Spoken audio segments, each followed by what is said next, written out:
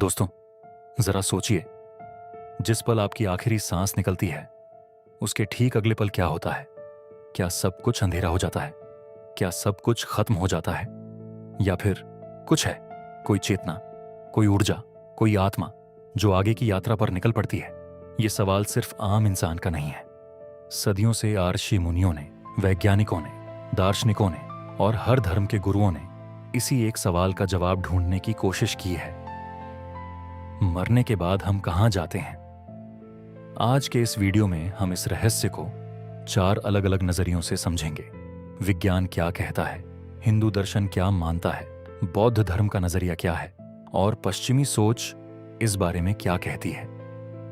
Video को आखिर तक जरूर देखिएगा, क्योंकि आखिर में हम एक ऐसी बात बताएंगे जो शायद आपकी सोच बदल दे।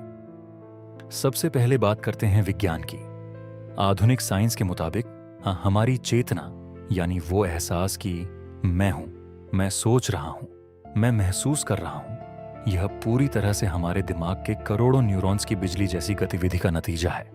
जब दिल धड़कना बंद कर देता है तो खून का बहाव रुक जाता है और दिमाग को ऑक्सीजन मिलनी बंद हो जाती है। सिर्फ 4 से 6 मिनट के अंदर दिमाग की कोशिकाएं मरना शुरू कर देती हैं।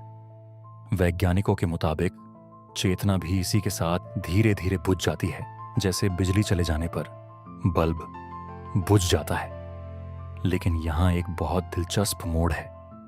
साल 2013 में अमेरिका की मिशिगन यूनिवर्सिटी में एक रिसर्च हुई, जिसमें पाया गया कि मौत के आखिरी कुछ सेकंड में दिमाग में एक अचानक और बहुत तेज बिजली जैसी हलचल होती है। इसे वैज्ञानिक भाषा में डेथ सर्ज कहा जाता है। इस दौरान दिमाग की गतिविधि सामान्य से भी ज्यादा तेज हो जाती है।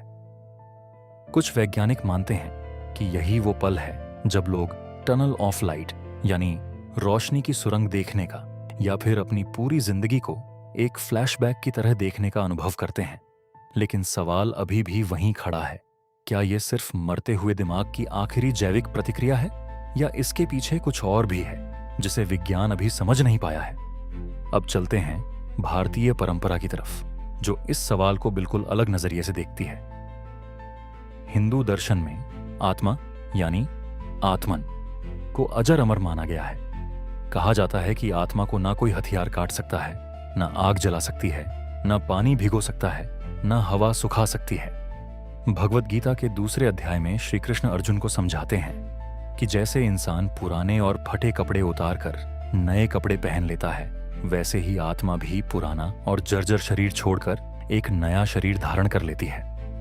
यानी मृत्यु सिर्फ एक शरीर से दूसरे शरीर में जाने की प्रक्रिया है, अंत नहीं। लेकिन मृत्यु के बाद ठीक क्या होता है, यह इंसान के कर्मों पर निर्भर करता है। अगर जीवन में किए गए कर्म अच्छे रहे हों तो आत्मा कुछ समय के लिए पितृलोक में जाकर विश्राम करती है और फिर तय समय पर वापस पुनर्जन्म लेती है। कुछ मान्यताओं के अनुसार आत्मा 13 दिनों तक अपने परिवार के आसपास ही रहती है, इसीलिए 13वीं की रस्म निभाई जाती है। और अगर आत्मा को मोक्ष मिल जाए, यानी जन्म और मृत्यु के अंतहीन चक्र से पूरी तरह मुक्ति, तो वह परमात्मा में लीन हो जाती है हमेशा के लिए। यही वजह है कि हिंदू परंपरा में श्राद्ध, पिंडदान और गया जैसी जगहों पर तर्पण करने की परंपरा है।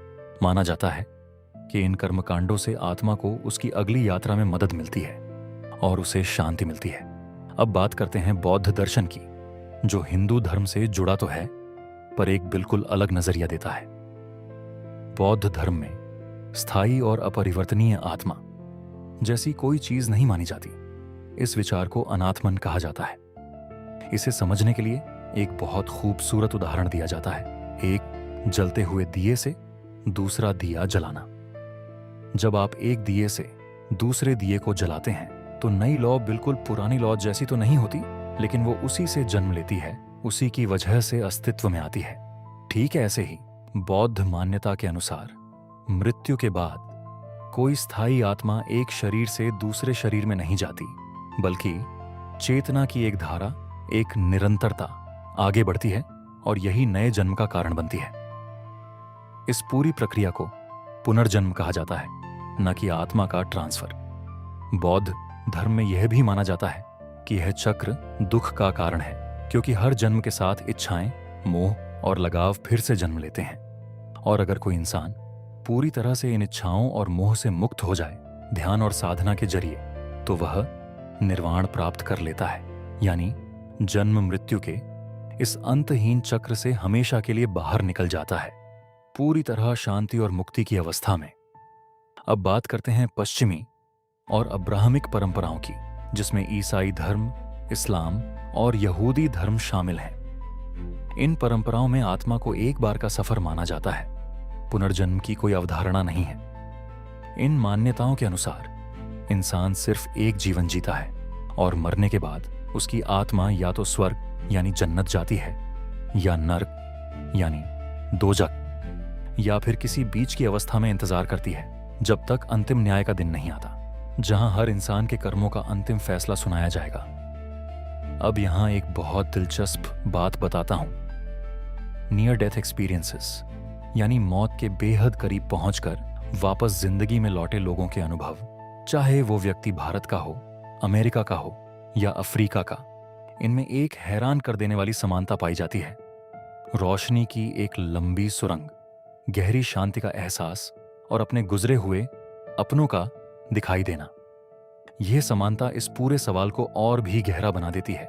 क्या यह सिर्फ अलग अलग संस्कृतियों में दिमाग का एक जैसा खेल है, या फिर यह इंसानी अनुभव की कोई गहरी साझा सच्चाई है जिसे हम अभी पूरी तरह समझ नहीं पाए हैं? तो दोस्तों, सच ये है कि इस सवाल का कोई एक पक्का जवाब आज तक किसी के पास नहीं है। विज्ञान कहता है कि चेतना दिमाग के साथ ही खत्म हो जाती है। हिंदू धर्म कहता है कि आत्मा अमर है और अगले जन्म की तरफ बढ़ती है। बौद्ध धर्म कहता है कि यह एक बहती हुई धारा है, कोई स्थायी चीज नहीं। और पश्चिमी सोच कहती है कि आत्मा एक अंतिम फैसले के इंतजार में है। शायद असली जवाब इन सब नजरियों में कहीं छुपा हुआ है, या शायद यह हमेशा एक रहस्य ही बना रहेगा जिसे सुलझाना इंसान की सबसे बड़ी खोजों में से एक है। आप क्या मानते हैं? आपकी नजर में मौत के बाद क्या होता है? कमेंट सेक्शन में जरूर बताइए। मुझे आपके जवाब पढ़ने का इंतजार रहेगा। अगर यह वीडियो आपको पसंद आया हो तो लाइक जरूर कीजिए, चैनल को सब्सक्राइब करना ना भूलें, और अगली बार ऐसे ही किसी गहरे और दिलचस्प सवाल के साथ फिर मिलते हैं। तब तक के लिए नमस्कार।